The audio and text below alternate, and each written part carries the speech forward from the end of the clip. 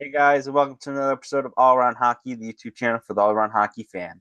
So today we continue on with our series. We've reached the halfway point of looking over all 32 NHL teams and previewing them for the upcoming 2026-2027 season. As the offseason has quieted down quite a bit, we have been doing this series for now a couple of weeks at this point, and now we have focused on the halfway point and made it to the Nashville Predators. Our last episode was on the Montreal Canadiens, and we've done like the teams like the Kings, Bruins, Sabres, all those teams. If you haven't checked out any of those videos, please go check those ones out here. And after you've watched this one, or before you watch this one, whichever way you prefer, to watch them here in order. But this is going to be on the Nashville Predators today. Team that's made a lot of its moves earlier in the offseason. Don't know how many more moves it's really in need to make. However, they have made a couple of big moves this past offseason, and maybe they could still be in line to make another big move. We'll kind of look over that. But we use Puckpedia here to kind of look over the rosters, how they're currently constructed. Then we go over to Hockey Reference, check out the stats from the previous season, and then use PuckGM to see if there's any other potential moves that could be made this offseason. Going down here, we look at this roster that they have currently constructed. Obviously, Steven Stamkos there, Ryan O'Reilly and Luke Evangelista there as the top unit. Philip Forsberg still there in Nashville, one of the more longer tenured Predators. Maverick Bourque, who they brought in from the Dallas Stars, and an excellent pickup for them this past offseason. Jonathan Marchessault still currently with the team, although he is rumored to be on the move soon. But we'll have to see. Nothing has materialized to this point. But maybe we can look at it and see if there's any other moves. And then Chris MacFarland, the new general manager of Dallas, brought in a lot of his guys from Colorado, Ross Colton, Jack Drury, and Miles Wood. There's a nice third unit, Niels Holagner. Then you got Pinchuk and Alex Kerfoot there as the fourth unit rounds out. Brady Shea, who was a big long-term contract deal that was signed by Barry Trotz, the previous general manager there. Roman Yossi, the long-term captain, still there. Nicholas Haig, Burbanks, Willsby, and Ilya Labushkin, another person who they brought in that Dallas trade. And then Ozzy Weisblatt and Justin Barron. They round out the kind of the bench unit there. UC Saros and Justus Anayan there is the goaltending tandem. Obviously, Saros, probably one of the top goalies in the league still, and has been there for quite a bit. And he just upped his new contract a couple years ago. It's going to the second year of his new 8-year deal. So let's look and see what the Predators did last season. They finished with a record of 38, 34, and 10 for 86 points, finishing sixth in the Central Division. Kind of that mid-tier, just missing out on the playoffs this past year. They ended up with 242 goals for, 20th in the league, and 267 goals against, which ended 26th in the league. So a lot of goals were given up. By a team that has a little troubles defensively. But we'll see if they can improve on that this upcoming season. Philip Forsberg leads the way in points, 75 points, 40 goals, 35 assists. Ryan O'Reilly with another really productive year there, 74 points, 25 goals, 49 assists. Steven Stamkos with a huge bounce back year for them. After having kind of a rough first couple of years there in Nashville, he had a big year for them last season. Luke Evangelista, like I said, is kind of the breakout guy for them. 12 goals, 44 assists. Roman Yossi, 13 goals, 42 assists there.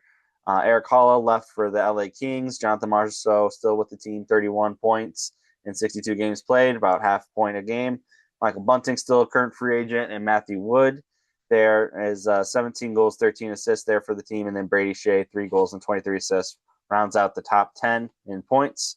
You can head down here and check out the goaltending. Obviously, Saros takes on most of the games. He ended up with 28 wins, 22 losses, with a 316 goals against average and a 894 save percentage. And then Justus Anainen was 23 games started, 10 wins, 12 losses, 906 save percentage, and 268 goals against average. So pretty solid from your backup goaltender, all things considered.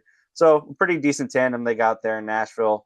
We'll see if they can improve a little bit more defensively or not going into this upcoming season. But this is going to be our roster name here, Nashville Predators 2026-2027 season preview, AAH for All Around Hockey. As we can see here, they have just a little bit under $8 million in cap space at 7.6. You can see they got pretty decent draft capital. They have 2 second-round picks going into next year. They got Vegas' second-round pick, 3 second-rounders, 2 fourth-rounders, and 2 fifth-rounders, a sixth and a seventh. So maybe they can use that draft capital to make a move still this offseason, which we'll look at here in this video. As we can see, here's what they still have for all the lineups that they have currently constructed. And then some of their top prospects, they got Brady Martin, Reed Schaefer, Joakim Camille there. Also, another couple of bigger prospects, Tanner Mollendijk, Cameron Reed's going to the University of Michigan this year. So a couple of interesting prospects they still have coming up here. And then Viggo Gustafsson, there's another decent prospect that they got coming up. Isaac Posh is probably going to be maybe your number 3 goalie going into this season, which might help them a little bit as well. So you look at the team as it's currently constructed. I think their big move was obviously bringing in Maverick Bourque from Dallas. I think they brought in some good depth pieces with Jack Drury and Ross Colton. Colton's a really solid center. Drury's also a pretty good center that they brought in, and Matthew Wood. It's a good third unit they got. And then, a pretty veteran-led first unit there with Luca Evangelista being the main winger there with Stamkos and Ryan O'Reilly, which was a really solid year. O'Reilly going into the last year of his contract. Stamkos has 2 more years left on that deal. So all in all, they could be looking pretty solid going into this year, probably mid-tier in the Central Division as they're currently constructed. I think they're probably better than teams like St. Louis. I think Chicago may surprise some people this year, but might be better than Chicago going into this upcoming season. Obviously, they're in that tough division with teams like Colorado, Minnesota, and Dallas. So I don't know really how they'll pair up against those teams. But big rumors are possibly could they move on from Jonathan Marchessault. And I really think I think this is probably going to be the team they run into the season with as of right now, unless they do trade Marchessault. But that rumors kind of started to die down a bit as it got really big in July. There hasn't really been a whole lot. I think at this point they're probably just going to run with Marchessault going into the season. But going into the season, they might have maybe some interesting guys they could look to pick up, and maybe one person they could look to get in a trade that I'm surprised they're not in on a trade right now. But if they were to move on from a Jonathan Marchessault, maybe they could move and call a team like the Ottawa Senators.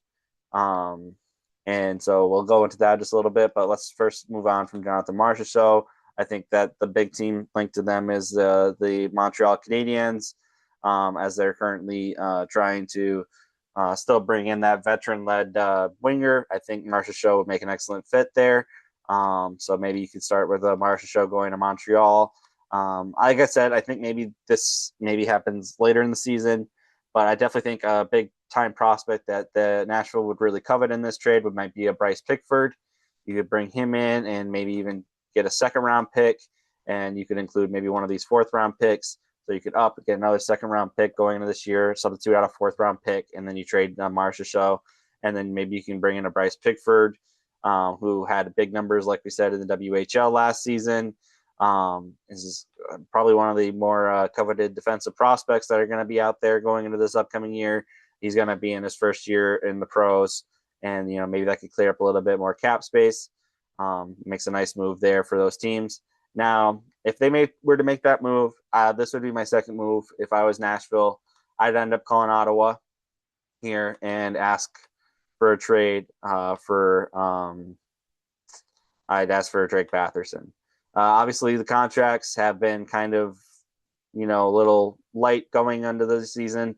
I don't think Ottawa probably moves on from a Batherson right now. But, obviously contract talks have been a little iffy on both sides. But I definitely think if Batherson were to be traded, I would be surprised if a team like Nashville doesn't get involved or should get involved to bring in a young 30-goal scorer to this team. You could substitute out Marchessault and bring in a younger version with Drake Batherson. I think would be an excellent move and pick up for them. And I think they have the prospects to get this done. I definitely think the main target that they would probably want in this trade could be a Brady Martin. He's a former 5th overall pick a couple of years ago. Definitely somebody who obviously played a little bit with Nashville last season and could end up playing some this season with them. Maybe you do end up just having Brady Martin up this year and see what he can do, and maybe even increase his trade value. And then maybe like a Joakim Camille could be involved in a trade like this. And then, now you got 2 second-round picks. You could maybe trade one of these second-round picks and to bring in a Batherson, or you could end up even trading one of your first-round picks or first-round pick from next year, and you bring in a really solid goal scorer in Drake Batherson to make all things work. And that could be an interesting trade for both teams, and maybe allows you to compete a little bit more for the playoffs. You make a run for it this year with Batherson, and I think maybe Ottawa would even maybe want that first-round pick next year, just so in case they don't get Batherson signed. But then, at this point, probably at this point of the season, you can only probably do 7 years, because in like a month or so, we're going to be 8-year contracts are going to be gone. So, but maybe you could bring him in on a 6-year deal at around $11 million a season.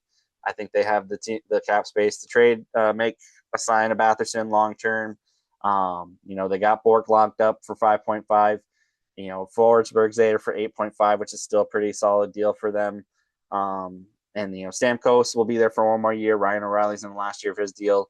And then you're kind of looking at this team, and I think it's looking pretty solid. I think you have 2 really solid top units with Stamkos, O'Reilly, and Evangelista. You probably move Stamkos over to the right side there. Or you could even have him on the left side, have him right there ready for one-timers. Obviously, that's going to be him on the power play.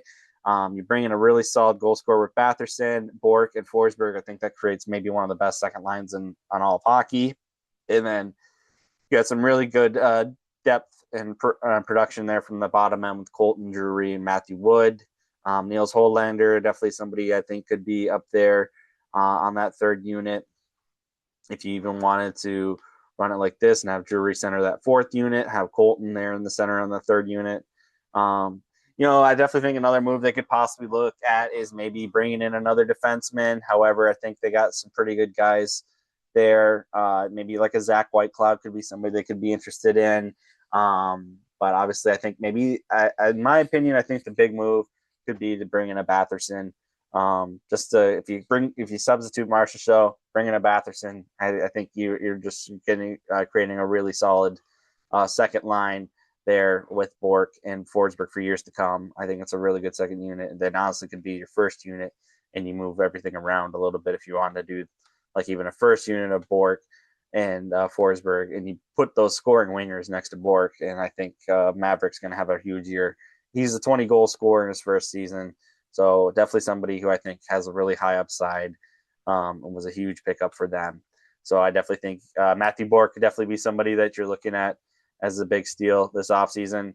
And then honestly, you could maybe even look at John Klingberg maybe to come in and play defense for you. Might not be the worst idea to pick him up. Maybe you would try to see if Justin Barron can find that potential that he's had. So there could be another move or two that Nashville could make, but I definitely think that if these 2 moves would be the big moves, and then maybe have a Pickford now be a solid defensive prospect for you for years to come as well. So let me know down in the comments below what you like, if you guys like that move or not. Do you think that's a smart move, is to trade out the age and Jonathan Marchessault and bring in a young scorer like Drake Batherson in return, and that type of a move? I definitely think there's other moves that could happen for this Nashville team. I think they're probably a little bit more on the more set side of things, truth be told, going into this upcoming season. But, if things are looking good and there's some upside, you could definitely possibly look at making these type of moves right now.